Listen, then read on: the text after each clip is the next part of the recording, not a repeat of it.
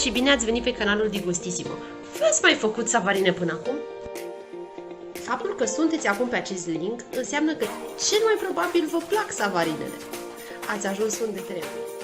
Așa că, fiind prima dată când fac acest preparat, am ales să mă inspir de rețeta lui șef Sorin Pontea. Iar în acest sens sunt foarte curioasă să văd cum iese. Așa că, hai să bucătărim!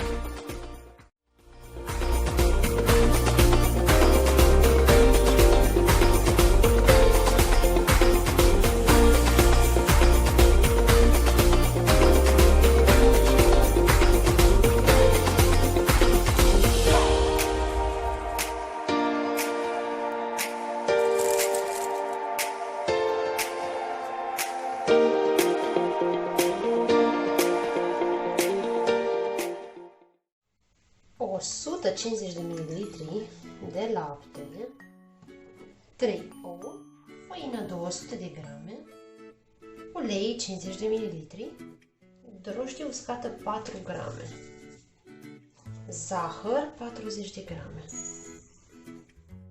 Cernem făina, cele 200 de grame, pun un pic de sare în făină și amestec. N-aș pune totuși sarea în amestecul cu drojdie. Întotdeauna drojdia cu sarea nu se vor împăca.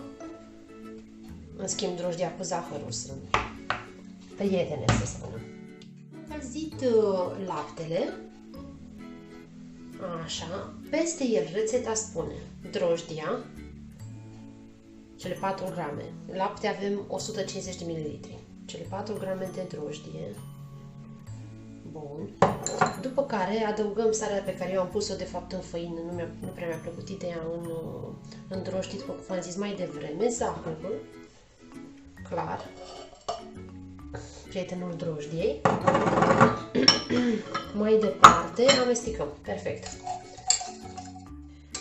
Am amestecat drojdia cu zahărul și cu laptele cald. Mai departe, esența de vanilie. Am văzut că utiliza zahăr cu bourbon. Același lucru voi utiliza și eu.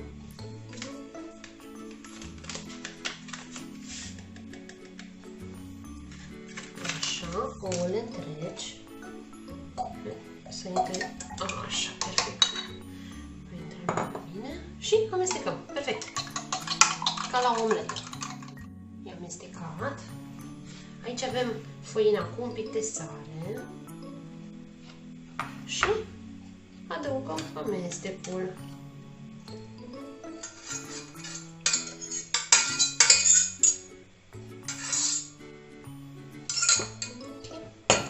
Și amestecăm.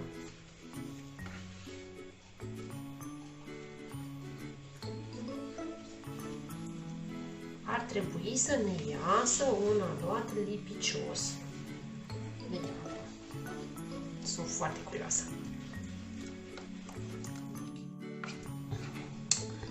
Așa arată aluatul amestecat. E mult mai lichid decât al lui șef Pontea. Și îmi dau seama că cel mai probabil, pentru că tot 3 ouă am utilizat, ouăle mele au fost mai mari. Vedeți un pic de lichid ce diferență poate să facă? El ar trebui să fie, aici este un aluat de pancakes americane, deci e lichid, super lichid. E necesar să fie totuși lipicios, dar mult mai dens. E clar din cauza ouălelor, mărimii ouălelor, pentru că sunt sigură că cantitățile sunt exact așa cum ar trebui să fie. Așa că, dacă înfățiți și voi același lucru, mai adăugați făină. Astfel încât să ajungem la consistența corectă a aluatului. Atenție, nu multă făină, pentru că, exact ca și în cazul ouălelor, imediat se schimbă punctul de vedere. Sau mai exact consistența aluatului. Uite, vedeți? Deja începe să arate aluatul respectiv. Amestecăm la fel fără să rămână cu coloașe, să ne asigurăm că s-a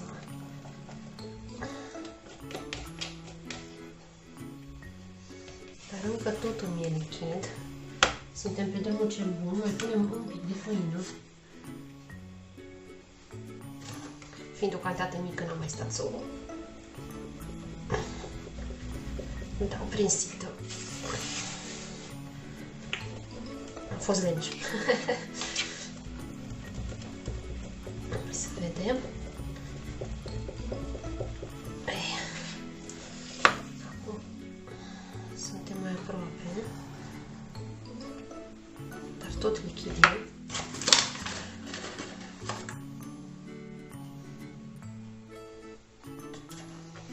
Nu e bai.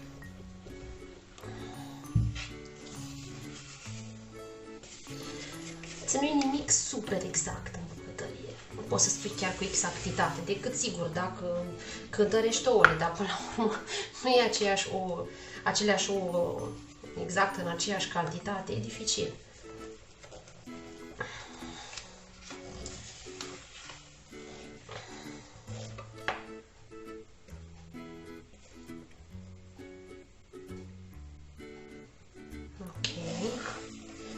Suntem la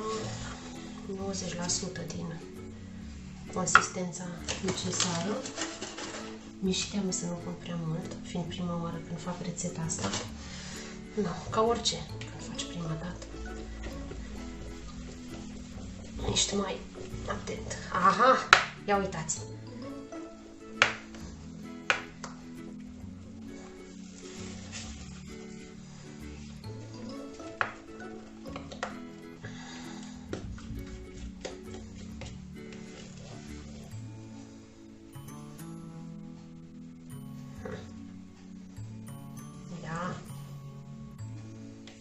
Da, încă un pic.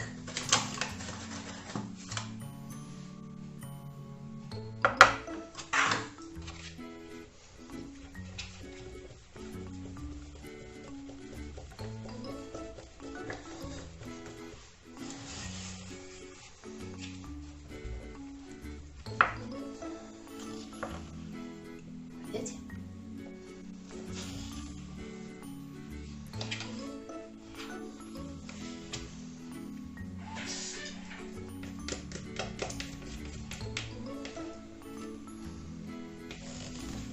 Da, aceasta e consistența laptelui.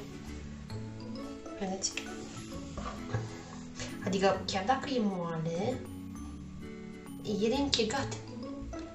Eu că fac. Ia uite. Vedeți? Și se așează în aceeași formă. Sper că aceasta e varianta ideală. Cel puțin eu așa am văzut în video, cam aceasta trebuie să fie consistența. Cam așa o tendință să mai pun un pic de făină, dar mi-e teamă că pe urmă își pune prea mult. Și uleiul, atenție, odată ce ai pus uleiul nu mai pui ingrediente. Deci acolo s-a terminat.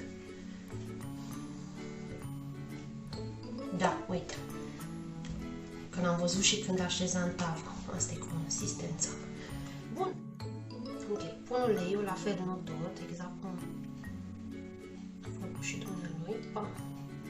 Atât.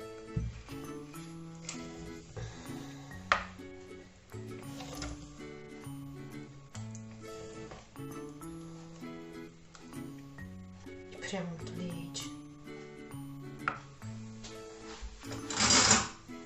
Serios, e prea mult ulei.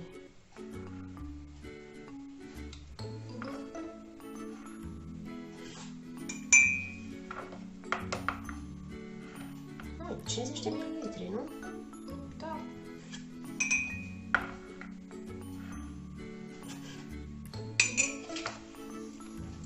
Ok. Că mai scos un pic. Și consistența făinii, că fiecare făină diferă.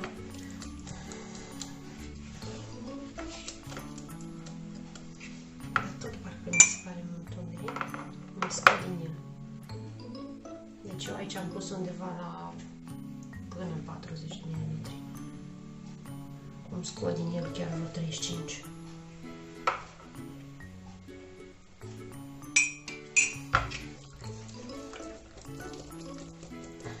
făina cu ce am mai pus 250 de grame. Oricum, sub video aveți trecute cantitățile finale, cele care cel puțin în cazul meu au fost ok. Da. Că începe să facă ca lumea. Ta-da-da!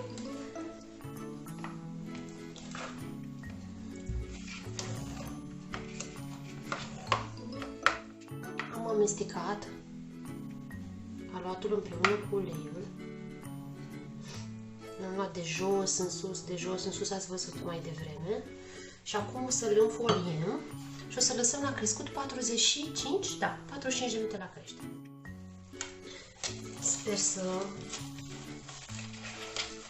să iasă ok. Dacă ați mai făcut savarine și considerați că e ceva ce am omis sau ar putea fi mai bine făcut, chiar vă rog să scrieți în comentariu. Sper să iasă cum trebuie. A crescut. Au trecut cele 45 de minute. Ia uitați ce frumos este. Ha!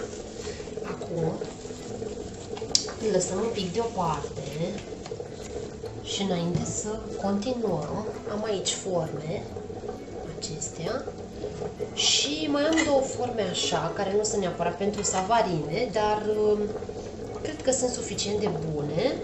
Acestea ar fi în mod normal. Eu am doar 6 forme disponibile, dar le fac în tranșe dacă nu. Deci, cum am zis, le ungem un pic formele cu ulei. Așa, pe fiecare în parte. Și acum vom pune din aluat în forme undeva la 50-60%, spunea șef Sorin, pentru că ele vor fi lăsate să crească chiar până la marginea formei. Da? Deci punem 50-60% din formă aluat. Ok. Să vedem. Uitați aluatul ce aerat este. A crescut frumos. A crescut foarte frumos. Așa. Cu siguranță formele lui șef Bontea erau mai mari. Îmi spunea că pune cam 2 linguri și cred că erau mai mari decât ale mele. În acestea intră cam o lingură jumate. Așa. Am putut pe lângă. Nicio problemă că tragem înapoi și curățăm după.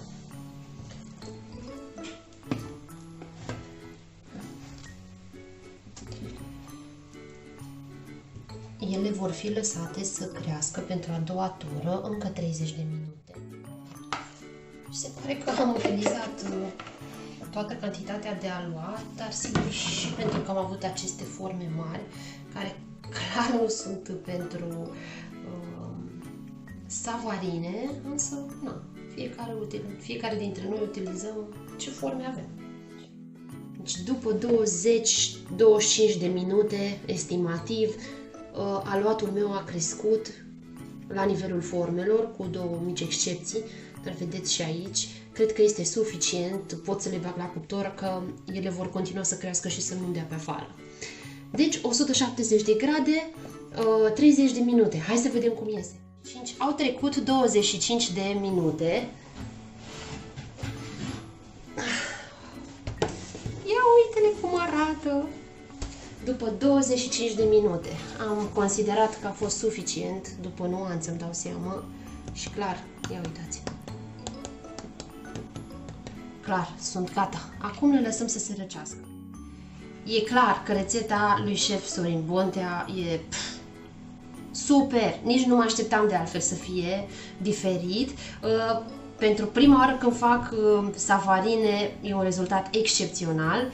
Ce o să mai fac eu acum? Le spreiez un pic cu apă rece ca să nu se facă coaja prea tare. Asta e o șmecherie. Siropul pentru savarine. Am pregătit 1 litru de apă Eu am pus aproape 400 de grame de zahăr pentru că nouă ne place dulce. Conform rețetei lui șef Sorin Bontea, 300 de grame, dar asta specifica și dumnealui că dacă ești fan dulce, poți să mai adaugi. Un baton de scorțișoară.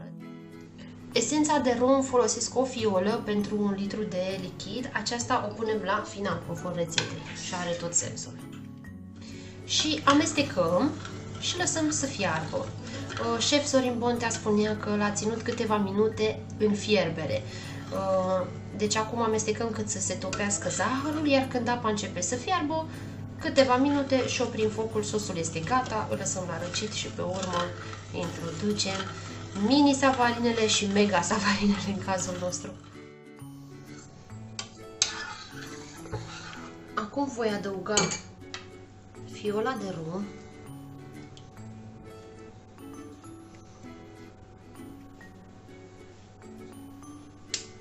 amestecăm. Deja miroase a savarină. Ce frumoase sunt! Și acum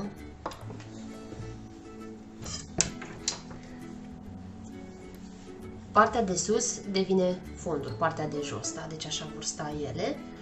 Le tăiem partea de jos drept, astfel încât să aibă stabilitate,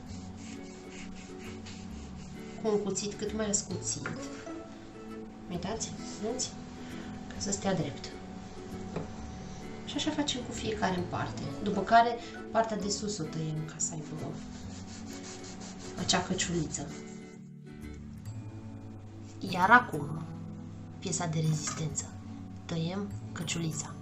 Căciulița o vom tăia drept pentru început. Da, drept. Așa. Și când ajungem pe la jumătate, mergem ușor în jos. Ușor în jos cu tăietura și sigur nu ducem până în capăt, ca să rămână prinsă. Deci, vin așa, nu apăsăm, doar tăiem ca la pâine. Sunt la jumătate, mă duc ușor în jos și mă opresc aici. Vedeți? Pac! Și pe următoarea la fel. Ne-a mai rămas să facem frișca. Eu o folosesc pe aceasta cu 35% grăsime. Întotdeauna o folosesc imediat scoasă de la frigider și agitată. De asemenea, folosesc un pic de zahăr pudră atunci când bat frișca. Odată ce se leagă frișca, atunci adaug zahărul pudră ca să o facă mai pufoasă și să-mi stea cum trebuie pe prăjituri. Bun.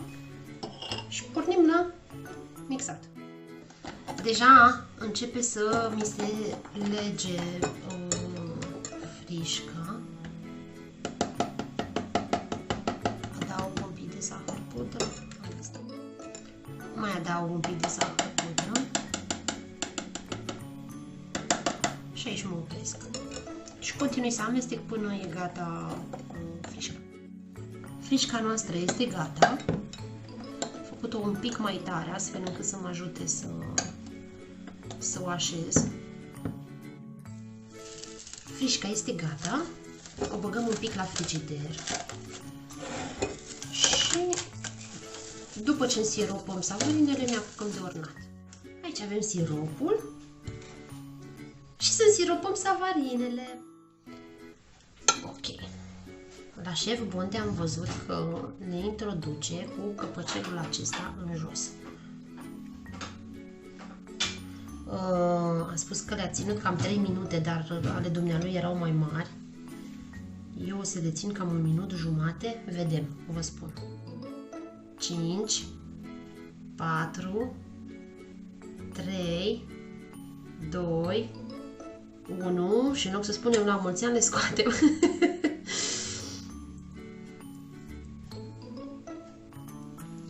Așa, bun. Le-am ținut fix 1 minut. Neavând poș la îndemână, mi-am luat o pungă, am tăiat-o eu cu zânței. Acum să vedem dacă mi este. Este poș handmade. Am emoții.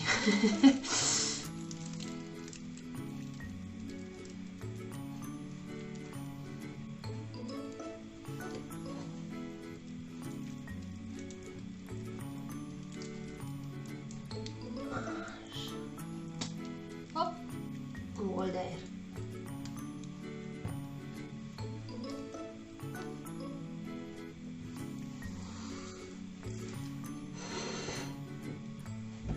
Haideți să luăm și pe a doua. Am scos cealaltă savarină ca să avem loc și să vă pot arăta, să vedeți cum termin.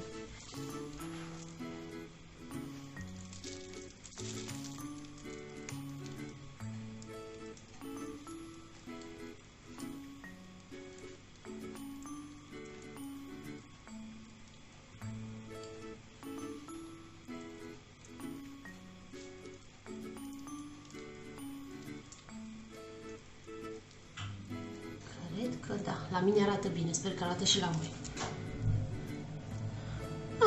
Pentru a doua savarină făcută în viața mea, eu zic că arată ok.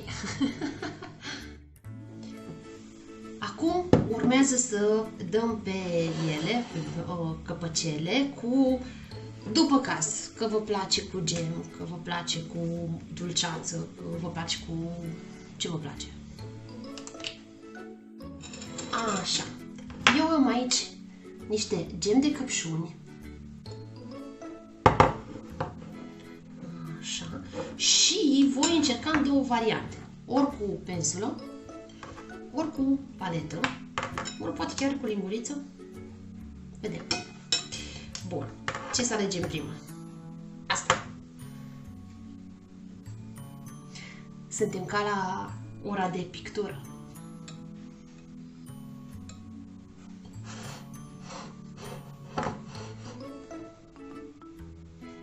Să mă asigur că vedeți și voi. Ha, ce frumos iese!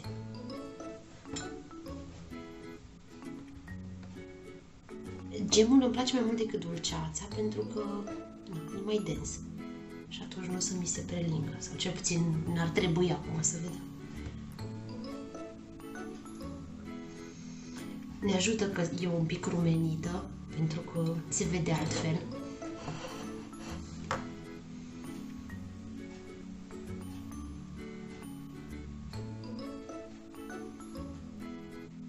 Și eu cred că ajunge. Atât, ca să nu se prelingă. Să mai încercăm încă una. Încercăm și cu paleta. Deși a mers foarte bine acum. Hai să încercăm și cu paleta. Clar nu. Nu, pensula. Pensula e perfect. Eu zic să și degustăm. Așa frumoasă că parcă mi-e și greu să o... Hai să vedem cum e. Da, foarte bine însiropată. Și acum să vedem și gustul.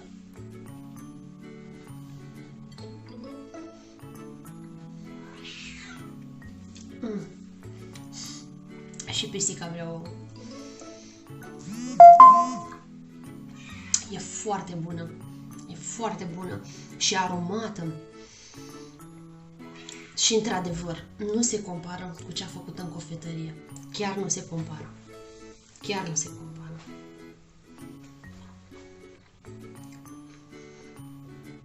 Super rețetă. Simplu de făcut. Miț, vrei și tu? Serios, simplu de făcut, bun, foarte bun, aromat, super rețetă. Foarte bună, foarte bună. Vă doresc distracție plăcută la bucătărit. Merită să încercați și să aveți poftă.